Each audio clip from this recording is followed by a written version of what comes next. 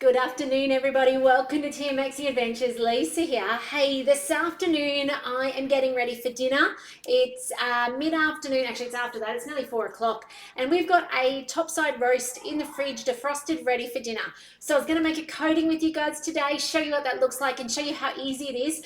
It is not a guided recipe. So if you are only confident making guided recipes, hopefully as you watch these manual style recipes, it helps you gain confidence with your Thermomix. Okay, that's what I'm here for, is to help you continue to get more and more out of your Thermomix regardless of what model you've got.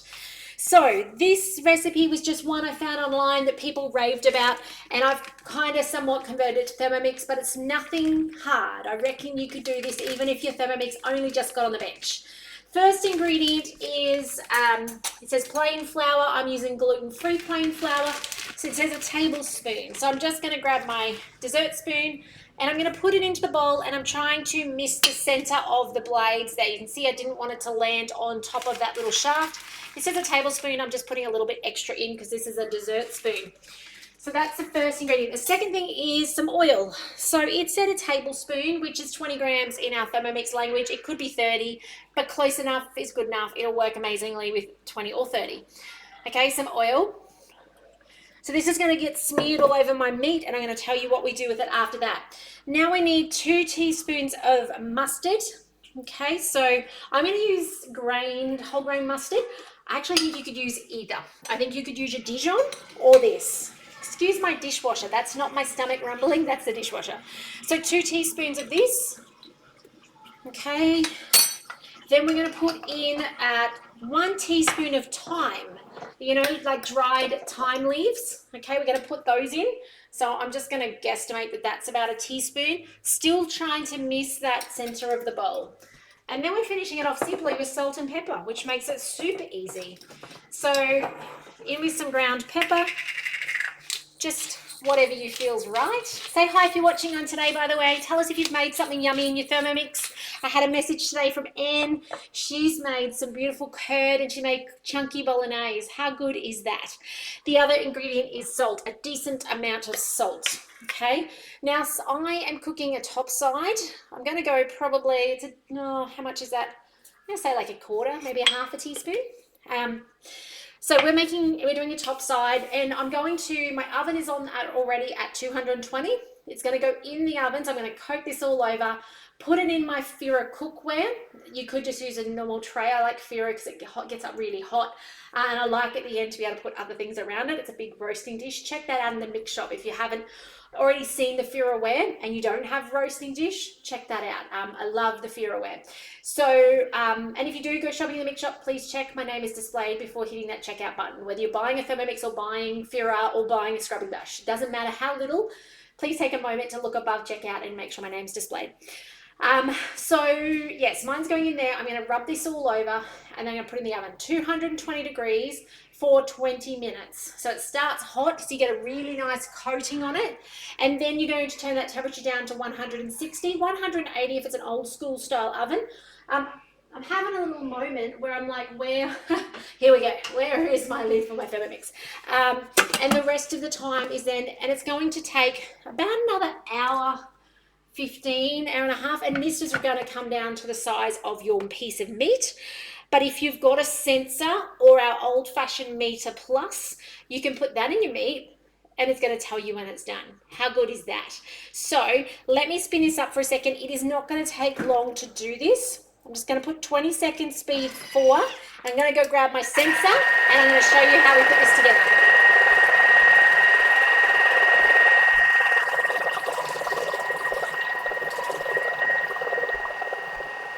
I reckon it's nearly done. It's pretty nicely mixed. I like this because it had no bread in it. I know it's got flour. I reckon you could put like almond meal instead in, and I reckon it'd be yummy, or cashew meal. But I quite like the fact that it didn't really have breadcrumbs per se. So there you go. That's combined. I actually can see that it needs a little bit more combining. I probably should have stopped at about the 10-second mark to give it a stir, like a scrape down, and then redone it. But anyway, that's okay. Push that in, and I'll just give it a manual stir now. You can see it's quite thick. If that's too thick for your liking, just add a little bit more oil, but that'll be all right for me. I want it to stick. I want it to like smear on. Okay, by the way, if you're watching on YouTube, hit the subscribe button. Thanks for coming along and supporting me by doing that. And if you're in Facebook, lovely to see you guys. Do say hi, replay, things like that, so that Facebook knows to put these videos in your newsfeed. Sensor, okay? It's stuck on the fridge. It's magnetic, which is why I knew exactly where it was. How good is that? That helps me immensely. So with the Thermomix, it connects to the sensor via Bluetooth. So I can actually go pull down my menu at the top, and you can see it says Thermomix sensor. It's sensing that my kitchen is 29 degrees at the moment. It is toasty. Hello, Alana, how are you? Lovely to have you on. You can see here saying 29 degrees, choose your target temperature. Now, if you're doing a guided recipe that involves a sensor, it will preset this stuff. I haven't told it I'm doing a roast, so it doesn't know. By the way, if you want to get your hands on these, I think they're in the mix shop. Otherwise, we can host a demonstration. If a guest buys at your demonstration online with me, you get a host reward, plus you get one of these for free. Okay, so they're a pretty cool tool. If you have the old-fashioned Meter Plus, it will also do the job, but it then can't do the baking and stuff, whereas this does baking and cakes and things like that. Hello, Amy, lovely to see you on. So let's click on this one. This then says, what am I making? Am I manually doing something? Am I making a cake, bread, beef, pork, lamb, poultry, or fish? I'm going to go to beef. Is it a steak? Is it a roast? Or is it something else like maybe like burger patties, something with mince, all right? So I'm going to go, I'm doing a roast. It says, what sort of roast? A fillet, a brisket, a rib roast, a silver side, a topside. Topside's it. There was other ones there. And then importantly, how do you like it cooked? Because you know what? We all have different preferences when it comes to this. So there's rare. We are not a rare type of family, okay? But if you like rare, this is going to make rare perfect for you. Medium rare. Now, it's actually saying that that's the one that they recommend, okay? Then you've got medium, which is going up higher. So you can see here the food safe line. Can you see that green line on the screen? That tells you that is food safe recommended, okay? So you've got medium, then you've got medium well, and well done. So, oh, actually, I do not tell the truth. That moves as it moves. There we go. It doesn't tell you that. So I'm going to actually come down here, though. We like medium, but we don't like too far past medium, okay?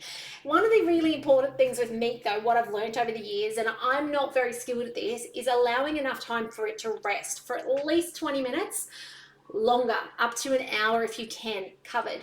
Okay, what that does is it allows the juices to go back into the meat, and it makes it even more tender, less rubber-like. It's kind of like bread in some regards. You know, with your doughs, and I've always said make sure you rest your dough before it gets cooked, or you shape it.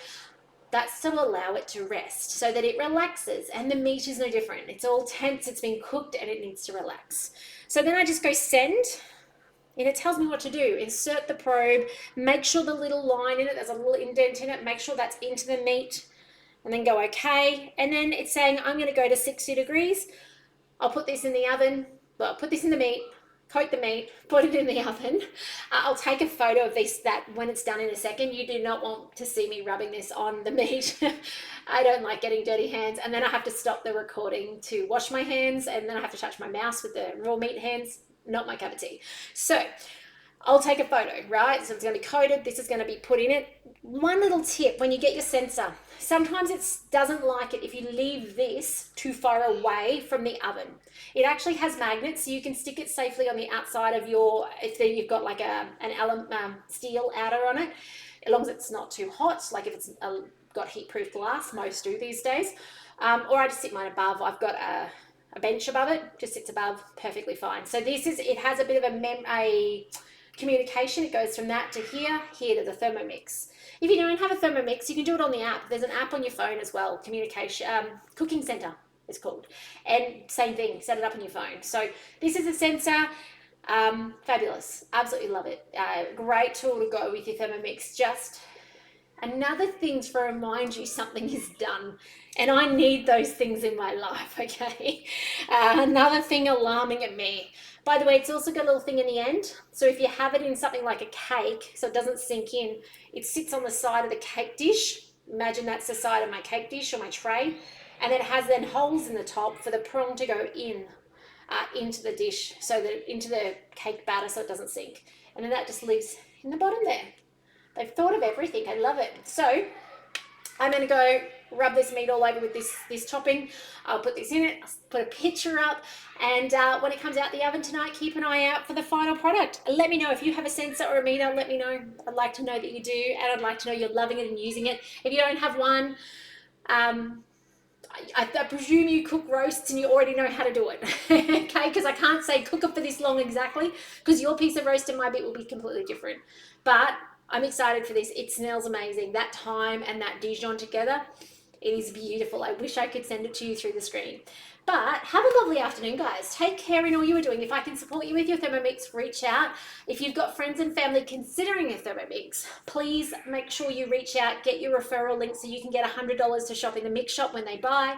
There is an awesome offer on at the moment. Most of you should have got my email last night. No, yesterday morning. I sent it in the morning yesterday.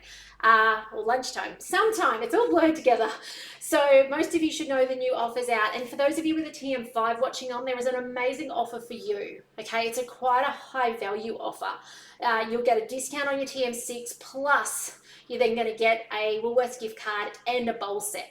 Okay, so if you have a TM5, because I know there's a lot of you guys with TM5s watching on, okay, there's a deal particularly for you, which is really, really generous and really nice of Thermomix to offer that as a way for you to get the TM6 on the bench, which I just know that if you do, you're going to love it, because I remember having TM5 going, this is amazing.